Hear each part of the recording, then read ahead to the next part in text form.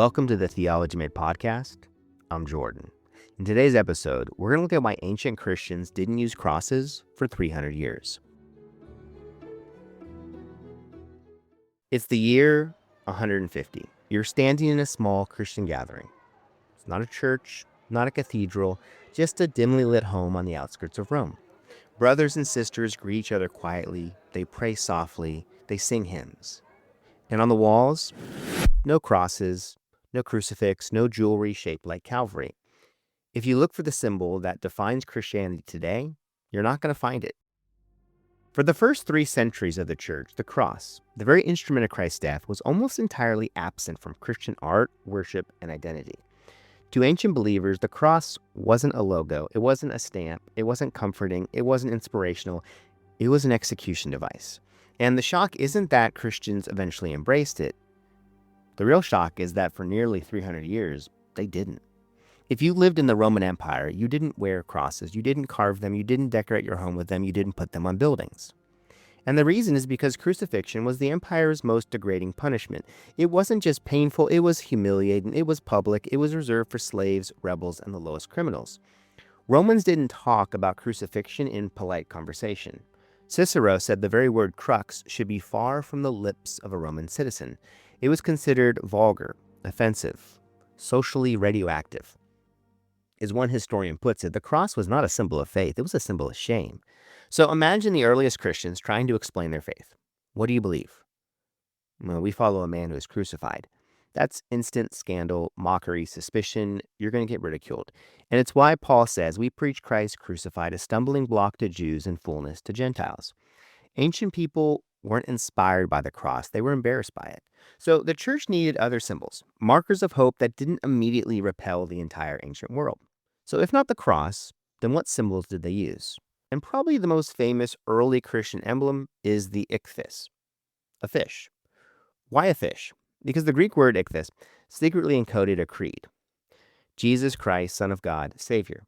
A fish was safe, it's ordinary, it's unthreatening, but to believers, it said everything. And then you find the anchor, and this is often found in the catacombs. It symbolized hope, drawn from Hebrews 6:19. We have this hope as an anchor for the soul. Then we have the Good Shepherd, often depicted as a young man carrying a sheep. Or the Chi-Rho, the first 2 Greek letters of Christ, a shorthand symbol easy to carve discreetly. And these symbols, they were hopeful, but they were coded. Theologically rich, but safe for a persecuted community. The cross wasn't just unsafe, it was inflammatory. And we sometimes underestimate just how offensive the crucifixion was in the ancient world. To Jews, it was a sign of being cursed. To Romans, it was a sign of social worthlessness. To Greeks, it contradicted every philosophical instinct about divine dignity. The earliest artistic depiction of a crucified Christ, it's not Christian at all. It's graffiti. Scratched onto a wall in Rome, dated roughly to the late 2nd or early 3rd century, is the Alexamenos graffito, a man worshiping a crucified figure with a donkey's head. Underneath, the inscription reads, Alexamenos worships his God. It's mockery. And it tells us the cultural reality. The cross wasn't just seen as controversial, it was seen as laughable. And so if the church had led with it as a symbol, Christianity likely could have been dismissed before it ever grew. So instead, they focused on different imagery: resurrection, shepherds, hope, incarnation, baptism, Eucharist, all of which were far less socially explosive. The cross remained at the theological center, but it stayed near the fringe of visual expression. So when did the cross reappear? Well, the shift happens in the early 4th century after the conversion of Emperor Constantine. With persecution ending, Christians could express their faith publicly. Art flourished, churches grew, and then symbols emerged. And slowly, carefully, the cross came into view. Earliest Christian crosses began appearing as modest carvings, in church architecture, in mosaics. But the crucifix, a cross with Christ's body, comes even later, around the 6th century. Why the delay? Because the cross was still a harsh, graphic, disturbing instrument of torture. It took centuries for Christians to reinterpret it as victory, sacrifice, love, triumph, healing. The cross had to be theologically reframed before it could be visually embraced. The earliest Christians believed in the cross deeply, but they weren't sentimental about it. To them, the cross wasn't jewelry, decor meant to be on your walls. It wasn't aesthetic. It was the place where God entered humanity's darkest moment. Brutal, shameful, jarring. Theologically, the church had to grow into the cross to understand its meaning, the paradox of glory through shame, the victory that's hidden inside suffering. And only after 3 centuries of reflection did Christians have the cultural, theological, and emotional tools to make the cross a symbol of hope rather than horror.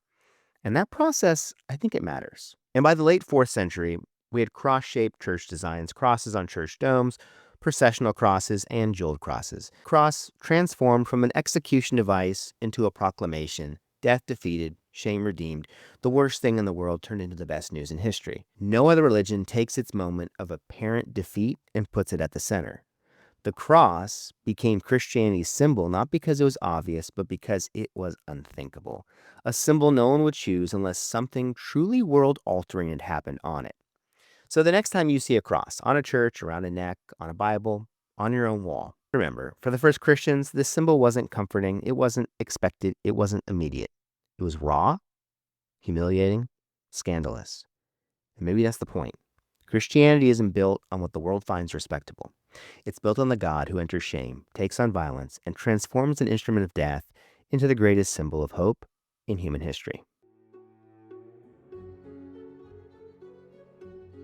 Thank you for listening to the Theology Made podcast. If you enjoyed this episode, will you like it on whatever platform you're on and maybe share it with a friend?